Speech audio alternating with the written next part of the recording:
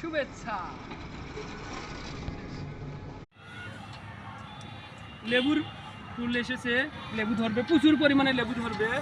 লেবু এক সাইডে লেবুর চাষ। আর আসেন আপনাদের আমি দেখাবো আজকে এই যে আমার বড় ভাই ড্রাগনের চাষ করে সাধারণত মধ্যে এই সাইডে আছে টমেটো, এই সাইডে আছে ড্রাগন, এই সাইডে ড্রাগন সাইডে লেবু, এই তিনটে সমন্বয়ে চাষাবাদ করে স্বাবলম্বী হয়েছে। এই যে দেখেন ড্রাগনের ফলের মৌল এসেছে, এখান থেকে ড্রাগন ফল হয়ে যাবে।